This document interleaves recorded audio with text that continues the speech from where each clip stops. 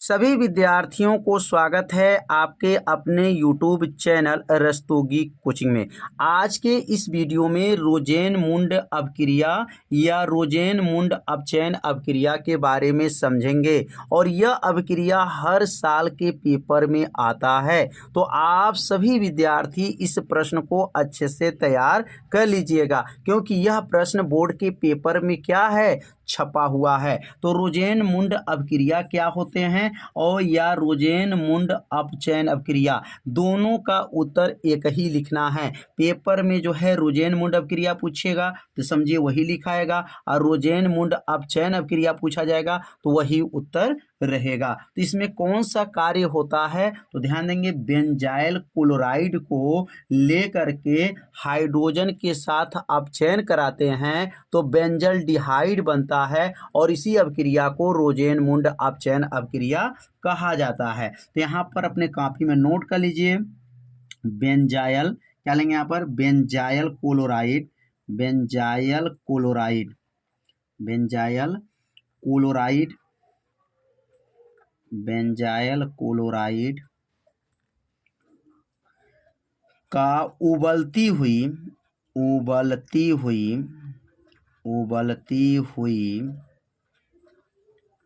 उबलती हुई xylene xylene उबलती हुई xylene xylene में barium sulphate barium sulphate barium sulphate तथा पैलेडियम उत्प्रेरक के उपस्थिति में उत्प्रेरक की उपस्थिति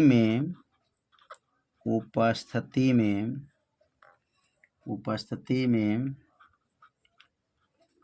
अपचयन कराया जाता है। अपचयन, हाइड्रोजन से अपचयन होता है, अपचयन कराया जाता है, अपचयन कराया जाता है। तो क्या बनता है, अपचयन कराया जाता है तो बेंजल्डिहाइड बनता है। क्या बनता है, बेंजल्डिहाइड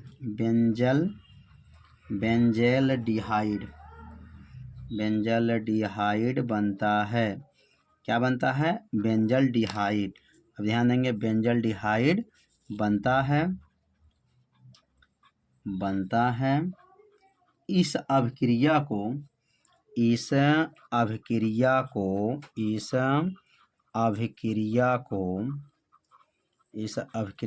क्या कहते हैं, रोजेनमुंड अपक्रिया कहते हैं। रोजेनमुंड अपक्रिया कहते हैं।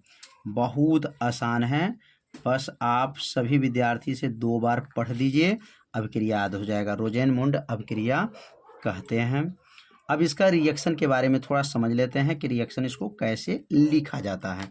तो सबसे पहले जो है यहाँ पे लेना है बेंजाइल क्लोराइड, और बेंजाइल क्लोराइड का सूत्र क्या होता है, तो यहाँ पे अगर लिखेंगे तो C6H5COCl होता है। यह किसका सूत्र है, बेंजाइल क्लोराइड का सूत्र है, C6H5COCl होता है। और यहाँ पर अपचयन कराएंगे, अपचयन का मतलब इसमें बड़े कोष्टक में EH लिखा जाता है। अब यहाँ से किसके उपस्थिति में कराया जाता है, तो यहाँ बताया गया कि बेरियम सल्फेट, मतलब यहाँ पर बेरियम सल्फेट BaSO4 के उपस्थिति में, और पैलेडियम माने इसको कहते हैं PD, इसको क्या कहेंगे, PD इसको बोला जाएगा, उपस्थिति में जब गर्म करेंगे तो यहाँ पर C6H5CHO, इसका नाम है बेंजल्डिहाइड बनता है, और यहाँ पर बनेगा EHCl हो जाएगा।